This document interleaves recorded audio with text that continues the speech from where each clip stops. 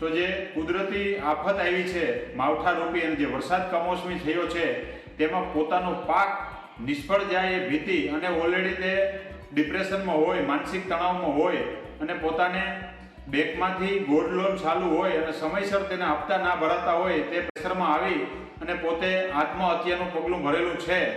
એટલે તંત્ર અને સરકારશ્રીને એક વિનંતી કરીએ છીએ કે તમે આમની વારે આવી અને જે આમનો પરિવાર છે, જે આમના વારસદારો છે, તેમને ક્યાંકનો ક્યાંક આર્થિક રૂપિયો ઉપયોગ થઈ શકે. થપાટ છે. આપ જગતનો તાત છો. આપ મહેરબાની કરીને હતાશા નિરાશામાં ન ધકેલાવ. કોંગ્રેસ પક્ષ તમારી સાથે છે. અમે તમારી સાથે ખભે ખભા મળીને ખેડૂત અને ખેત મજદૂરોના ન્યાય માટે લડી રહ્યા છીએ.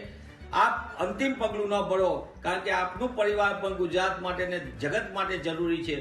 તેવા સંજોગોમાં સરકાર પોતે કોઈ ભાણવડના ખેડૂતે જે રીતે યુવાન ખેડૂતે અંતિમ પગલું ભર્યું એવું બીજા કોઈ ખેડૂત અંતિમ પગલું ન ભરે તેની પહેલા તાત્કાલિક એમને આર્થિક સહાય કરે તો જ ગુજરાતનો ખેડૂત અને ખેતી બચશે, ખેત મજદૂર બચશે અને તો જ ગુજરાત પ્રગતિ કરશે.